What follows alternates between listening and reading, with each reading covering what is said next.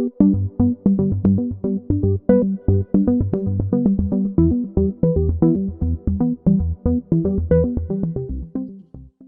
everyone, and thank you for tuning in to the first episode of Group M Services Advantage series. My name is Eric Cosio and I'm the Head of Data and Tech within Group M Services APAC. To start off, I'd like to give you a quick overview of this initiative. Advantage is a thought leadership series that aims to empower our people with knowledge, understanding and the ability to discuss industry trends and issues confidently. Every month, we will focus on a key theme and invite subject matter experts to give us their point of view. Hopefully you'll walk away with insights and useful takeaways. To kick it all off, we will be exploring the topic of identity. In the next 4 weeks, we'll be discussing the future of identity and what it means for us as a group, our clients and our partners. In this session, we will talk about the identity crisis on a broader level, but more particularly focus on the upcoming changes that will be impacting third-party cookies and who's doing what in this space. The second session, we'll cover the rising importance of first-party data and uncover some strategies for brands to consider, as well as what agencies can do to support marketers. Session 3 will be around partnerships, including a review of some of the solutions that have been developed and discussions on the importance of creating a supportive ecosystem for agencies and brands. And the final session, and perhaps the most important, we'll turn the lens internally and assess some of the opportunities for Group M and what will be needed to support our clients across agencies, services, and our professional businesses. So let's kick off with an overview. The upcoming changes are something that, as an industry, we've been aware of for some time. In 2018, Firefox announced a third-party cookie block and made it default the following year. Safari developed a mechanism back in 2017 with the launch of ITP, or Intelligent Tracking Prevention, and have been making updates regularly.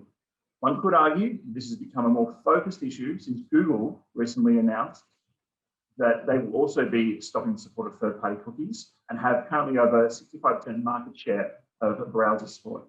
To clarify, a cookie is a simple piece of code that collects user data. First-party cookies are placed on a website by a publisher of the site and collects user data for the publisher. A third-party cookie, however, is placed on a website by someone other than the owner and collects data for that third party. And one of the main use cases is behavioral advertising.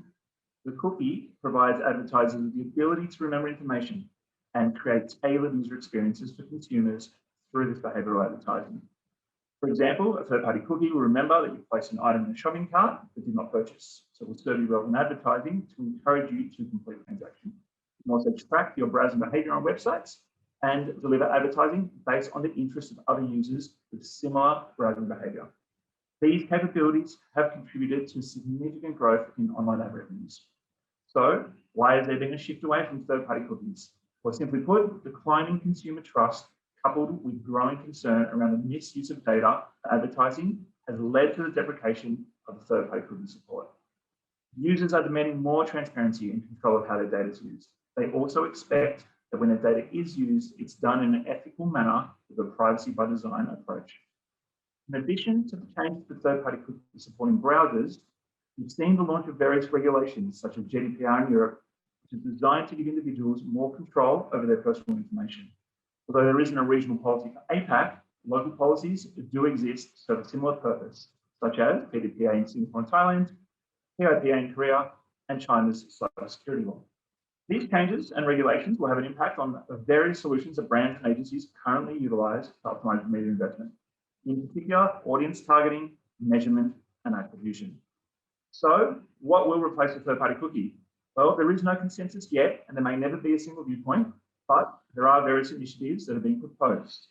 Two examples are the ID consortiums that utilize an alternative identifier to a cookie, browser-specific solutions, such as Google's Privacy Sandbox initiative, clean rooms, where third-party data, aggregated data is shared under strict controls, and trends to a shift back towards contextual-based targeting. Now, research shows that the majority of consumers are open to brands using their data, but only if brands are transparent in how it will be used. Therefore, an opportunity does exist for brands to develop this value exchange, build their first-party data strategies, develop deeper relationships with publishers and retailers, and begin testing the innovative solutions that technology partners are developing at a rapid rate.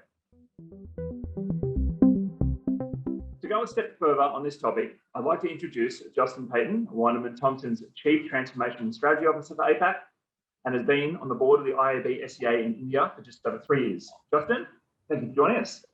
Thank you, Eric. It's great to be here. Great. Well, look, we've got a fair bit to get through, but I think would be a good place to start is just tell us a little bit more about yourself and in particular, what's been happening with the IAB and I guess your involvement in the IAB. I would assume that most people are familiar with the IAB, but you don't want to make any assumptions. So maybe you can just tell us what's happening in that space and give a bit of background on yourself. I've been on the board of the IAB for 3 years. I've been a member for longer than that. And there aren't very many agencies that would typically be described as creative agencies that sit within the IAB. I joined while I was in more of what would be called a traditional digital agency. But realistically, I think that what the IAB is doing and where we sit is at the intersection of publishers, platforms, agencies, and at this point, brands as well, to try to advocate for the space and look at how can brands, publishers maximize the opportunity in a way where there are standards that are compliant and best practice. That is ultimately the mission. So when changes like this come about, and when you see major changes within the industry, at this point being led by brands like Apple, like Google, et cetera, the IAB can take a position and take a role as to advocating for different solutions and scenarios. And that does not make them the authority. It does not make them the one single source of truth, but it does make them an interested trade body that happens to have representation from all of those players, including the Googles of the world, in order to have an opinion on what a potential solution could look like. Yeah, great. Good opportunity to try and keep everyone honest to some degree.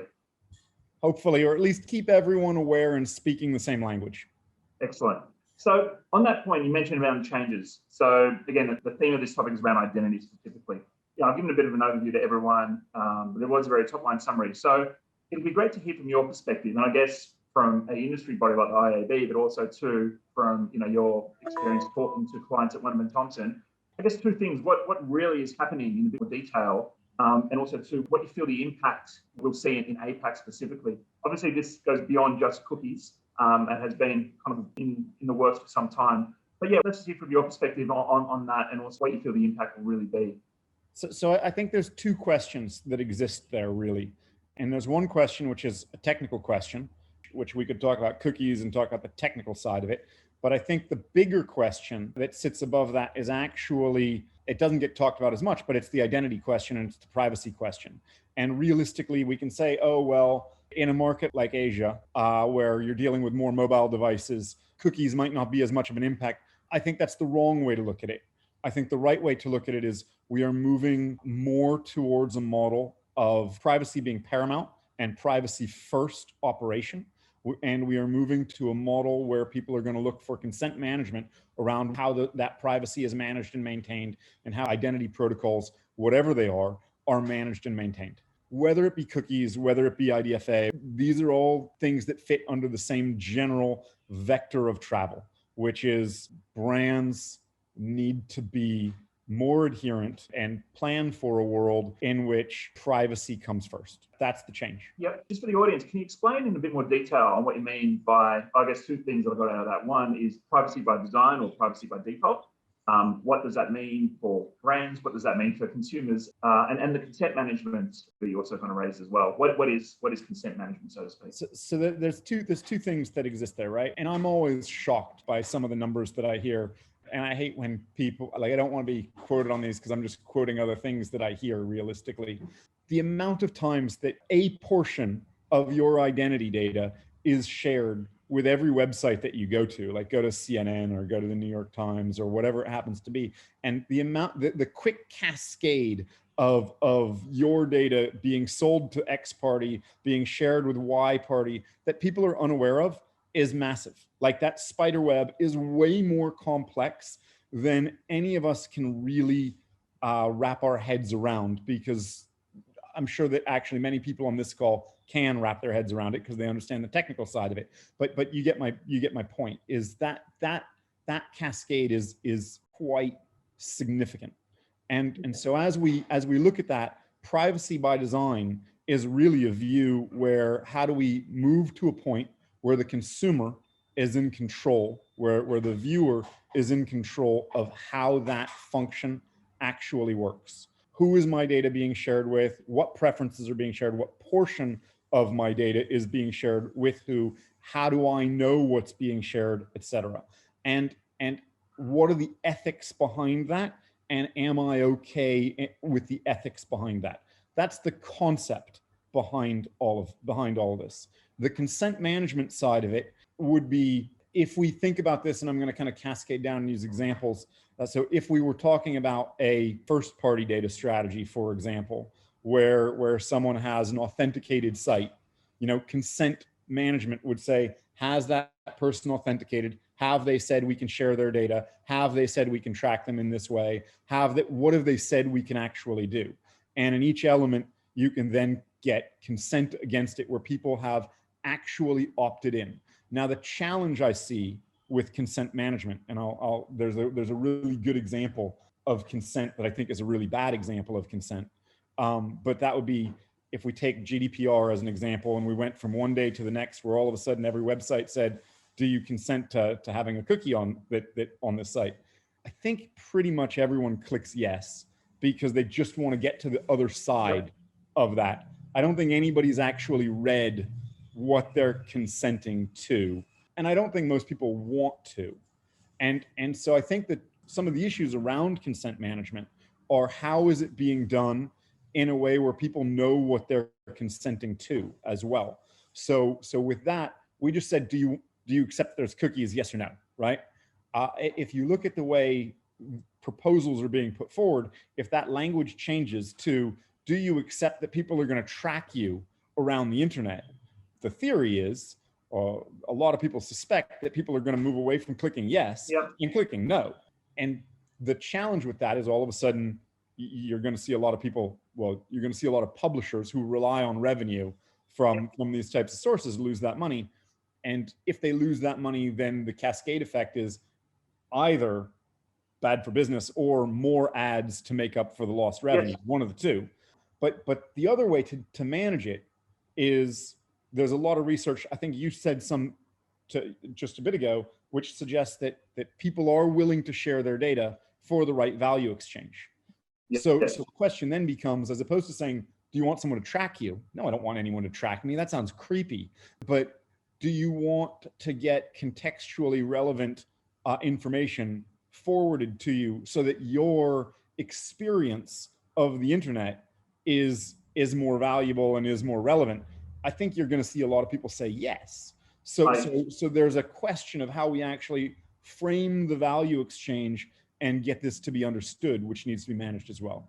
I think I, in a circle, answered your question. But I think that's I think it's a very good point. And I couldn't agree more. I think it's the articulation of what that consent is, right, and the value exchange that's associated to that. I think you also raised another good point as well, which is about the user experience. So obviously, a lot of this stuff is triggered from a privacy perspective, but there will be these issues from a user experience perspective that will be impacted by this change. We could probably have a separate session just on this alone, but I think what would be a good, next point to discuss is maybe about some of the approaches that are being proposed right now.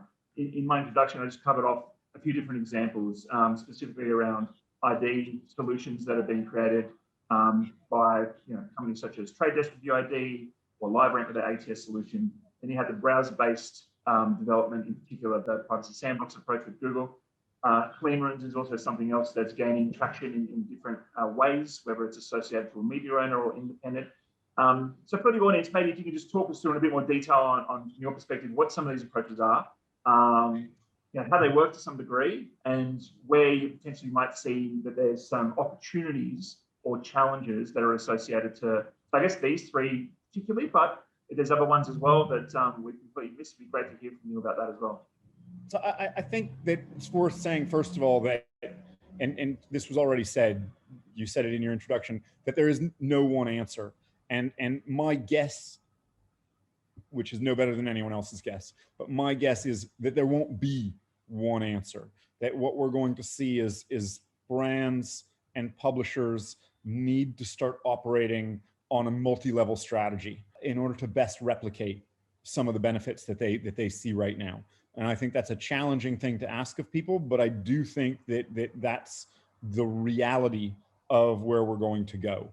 And I think there are a lot of different people working on a lot of different solutions, some that have interesting advantages, but are quite niche, where you're seeing people propose that as a consumer, you would own your own data and that you would actually get paid when your data is shared, and that might be paid through a blockchain token.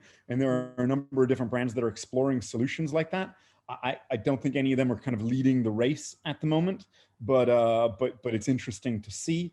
And those typically function around kind of a universal ID, right? You've got one ID, it says everything about you. You can govern what types of brands will see, what types of attributes that you have, but it is one user managed universal ID. The challenge that I see with a solution like that, I think I think technically it's actually a very elegant solution. I don't think most people care about managing their identity data all that much.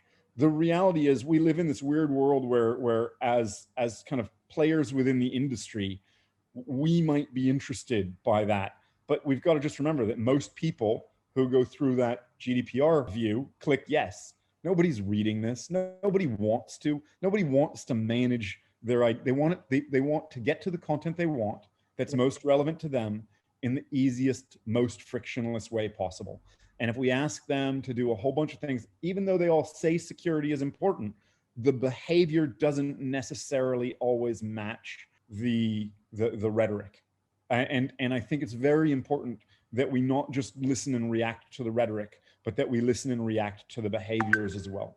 I think that you're also seeing a number of brands start looking at what a first-party data strategy would look like, and starting to build out a view of how they can build that, of how they can grow their first-party audience, which is probably going to be the best data that they could get.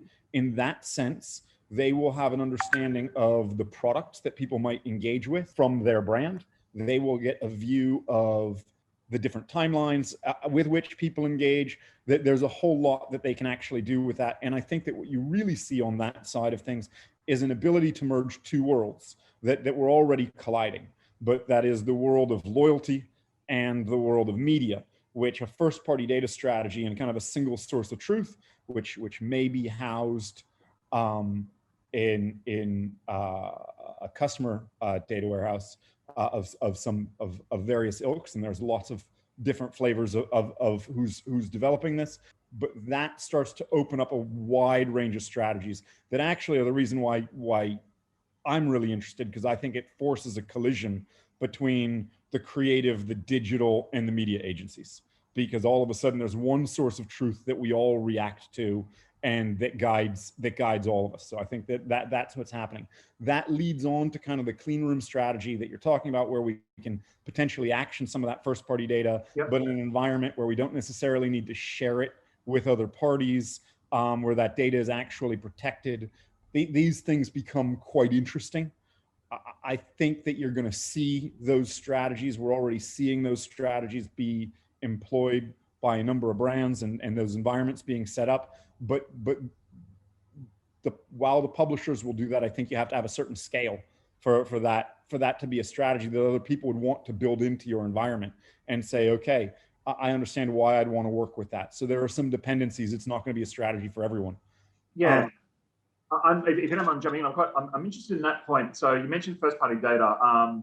That in alone is going to be a standalone session that we have, given that there's a significant amount of importance on this. Some of the solutions that we covered before, like you said, and there's an identity replacement to a cookie and so on and so forth, irrespective of who's doing the solution. Can we maybe talk about just some of the challenges that we potentially might see? So one for me that I was thinking about is obviously, with a consent mechanism, scale may become a problem. So, that's just one example. Obviously, clean rooms may require a certain level of technical capabilities and be able to operate out of. So from a media perspective, and I guess for some of the, and maybe this is maybe taking off the Wunderman Thompson hat a little bit, but from a media side, what do you see, I guess, as some of the areas that you think potentially will be the biggest challenges?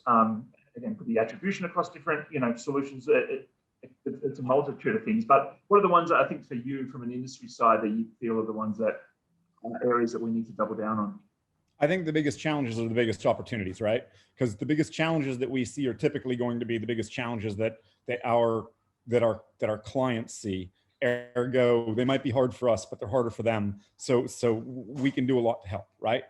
Challenge number one is help them to build out what that first party data strategy should be. Yep. Help them to develop a consent management strategy that goes with that first party data strategy. A lot of the brands that we might work with might have multiple platforms that they work across. So look at how their data strategy actually starts to connect their own ecosystem, because in a lot of cases, their ecosystems are pretty fragmented to begin with. So getting consent in one place does not necessarily equate to consent in every one of their own platforms. So you wind up with some interesting challenges that are going to need to be addressed, and helping them to manage that, I think, is going to be the hero use case for a while, and it's going to result in a number of other use cases that we can really fulfill. So the moment they have that in place, then there becomes the trust issue of how do we work within a clean room, and they're not going to have the expertise to work within those environments and to look at how do I partner with the Googles of the world, et cetera, in order to manage that. So there's a whole second set of technical considerations where we can offer a lot of support. They've focused a lot of attention on internal capabilities for a while. I question whether building internal capabilities around things like that are going to make sense for them, or whether that is much more of something that as a consultative element makes more sense to work with a partner.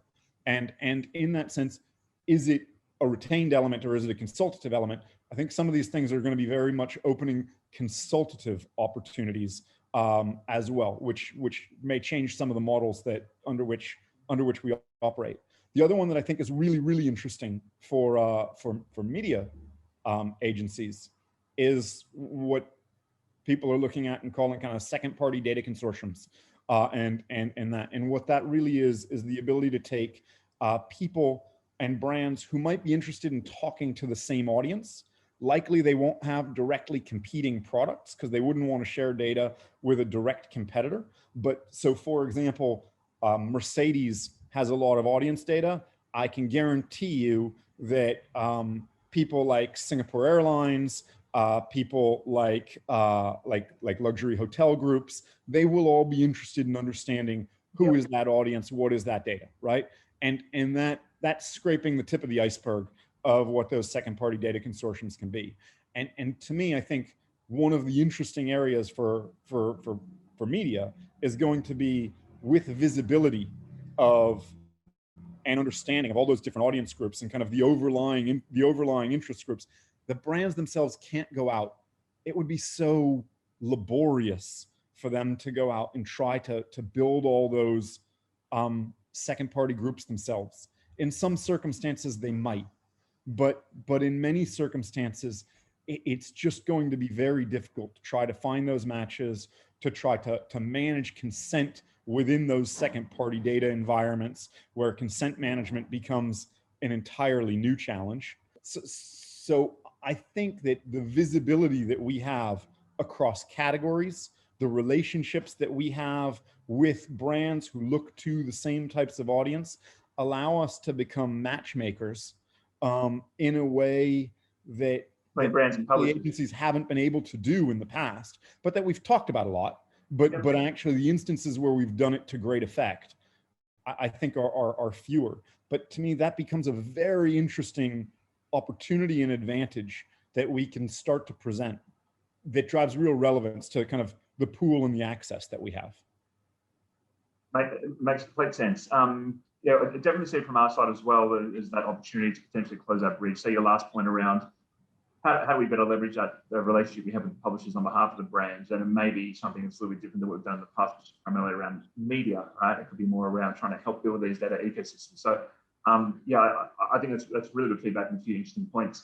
Something else I'd just like to, I guess, discuss as well is obviously the announcement, which didn't come to a surprise, but also came to a surprise to some people, which Google recently said that they will not be supporting other solutions. So, people are looking now, what does flock mean, and understanding, when they can get involved in testing because of these origin trials that were supposed to launch in March that are limited to particular technology providers. But we don't really necessarily want to go into the weeds around the different APIs that are involved in the privacy sandbox. The weeds with. Yeah, but I guess just to summarize, I mean, what would you see potentially what that impact would be? Again, from a trade industry perspective, with Google's announcement, and this is also again taking aside that maybe a very much mobile first kind of a region. What are your thoughts on that? You said yourself it probably shouldn't have been much of a surprise, and to me, I think that's the main point. Is we started this conversation, and the first thing that I said is this is all part of one element, which is a move towards a privacy first or a privacy by design view, and to look at that, we should not be surprised to see any of the larger platforms move in that direction.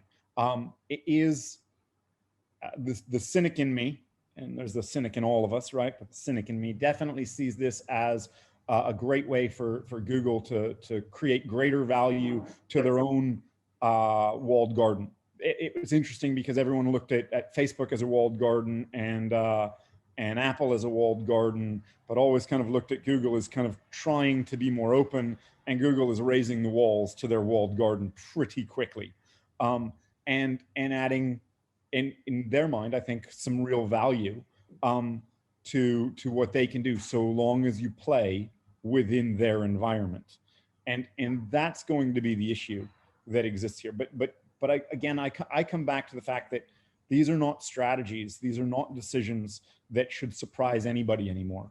We should be as an industry trying to preempt and expect all of these decisions and look for the areas where there might be it's hard to call it a leak because it's not a leak, but where there might be sharing of data which could be attributed to an individual or in one way or another, and that's just going to start getting blocked, and everywhere that happens, and every one of the brands that exist, we should expect them to continuously raise those walls, and we should be preempting that. And I know that that's not very descriptive, but no, that makes sense. So I mean, do you feel it may be a walled garden and an open web approach moving forward in terms of strategy?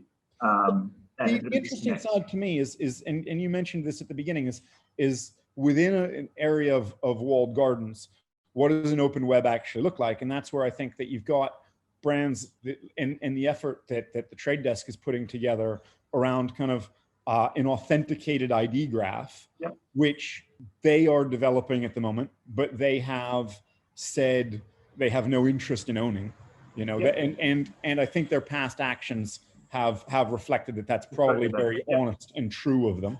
But I think that it's good that someone is taking the initial steps to say, what does an authenticated ID graph look like, where we can take where anyone can really opt into this, where all of a sudden you can have people authenticate within your owned environment, and that allows that management to actually exist. It creates the connectivity, the trackability, the benefit, but it does it in a way where there's no centralized data resource. So it's not like there's a honeypot for hackers to try to go and get here. I've got everyone's data. That it's decentralized, so that won't be there. The encryption should be good enough that everyone's got their privacy assurance within that space, and the consumer is in control to a large degree of how their data is actually shared and with whom, et cetera.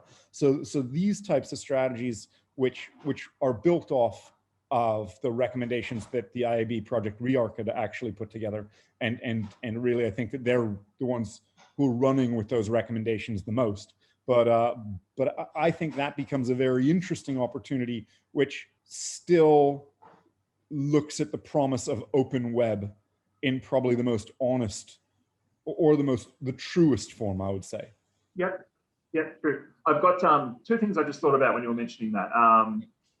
So I'll start with the first one, which we spoke about, when we use UID as an example, and I guess for those who maybe aren't as familiar of these solutions that have been proposed, of the viewers on the call, what does it take to drive utilization or adoption of something like this? So it would, obviously it's kind of a poor question, but I mean, we're talking about, end user consent. We're talking about potentially adoption by publishers, adoption by exchanges and SSPs.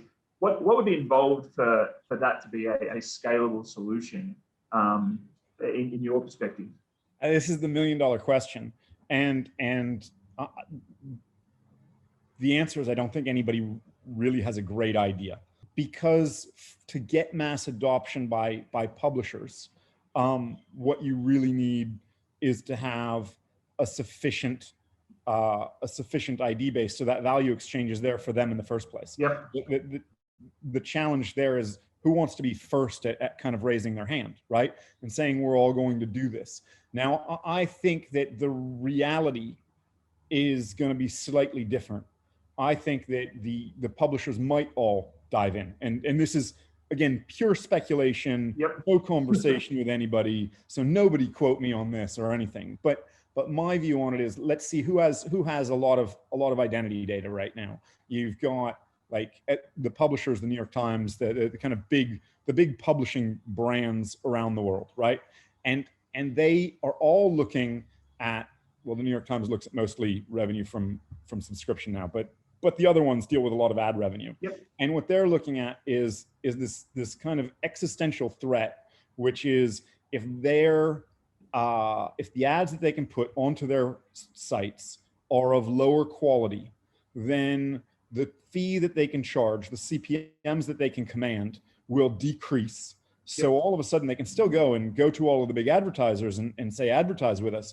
But all of a sudden their value proposition is less. The CPM they can command is lower. So the revenue that they gain is actually lower. So they've got this existential threat. But if they do band together in this sort of authenticated ID graph, if they do come together and say, we will all dive in simultaneously and create a critical mass of identity within this, and recognize that actually no one is first, but they all have as much to gain from each other as the other, then the critical mass potentially starts to attract the long tail, and attract a lot of the smaller players who go, actually, I need to be a part of that, because that is where the only access that I'm going to get to be able to still demand a reasonably high CPM and to be able to create an experience on my properties that is contextually relevant to the traffic that I get, right? Yep. So that, to me, I think that it rests with a body of people recognizing that they have to jump together. Absolutely. With that critical mass. Yeah. And I'm certain they're all having those discussions, but I'm not privy to any of those discussions. So I don't know where that really sits. But I think that the technology that the Trade Desk is working on, the other interesting thing about it is what they have said, obviously, is once that critical mass exists, then an independent body should take over and that tech, because they don't want it to be seen as a Trade Desk thing. They want this to be seen as an open standard that people can opt into. So again, I think that the Trade Desk will have a hard time finding someone who wants to take that over until that critical mass is reached. But once that critical mass is reached, I would think that finding an independent body who wants to take that over will be pretty easy. I couldn't agree more. I recently saw as well Creo working on some developments as well, that they're at a point where they're like, this needs to be taken over from an industry perspective rather than somebody that has obviously a commercial element associated to it. So makes sense. You mentioned around having being privy to whatnot. This is probably, I think we're getting close to a bit of a wrap up now, but one thing that you might have preview information too that I'd like to try and get a bit more of a better understanding is kind of what next steps are, a little bit from like an IAB perspective. So there was I think a press release yesterday or the day before talking about some proposals that they want to get some feedback on. And obviously they're doing some work with Pram as well. And I feel like, maybe, again, some of the audiences might not be familiar, but I feel a bit of a alphabet soup of different organizations that are involved Obviously, Google are working with W3C around FLoC and getting them to review this. But from an IAB perspective, what's kind of the next steps when it comes to identity for them, and what are they doing with PRAM? Who are PRAM? I guess for some of the people that probably aren't familiar with it. So this is where the unfortunate truth comes out, and I have to say that unfortunately, due to circumstance, I am not going to be on the board going next year. So I've started to step away from what those elements are that they're looking for recommendations on right now. So it would be a very out of place for me to talk about what the next steps actually are as far as that goes. So I'll apologize for that and say that what they are doing is very actively advocating for this, looking at the proposals, looking at the announcements, and trying to put out, in many cases, straw man proposals and straw man recommendations as a strategy, if for no other reason than to provoke the industry to react and to get the right interested parties to come back and input into it.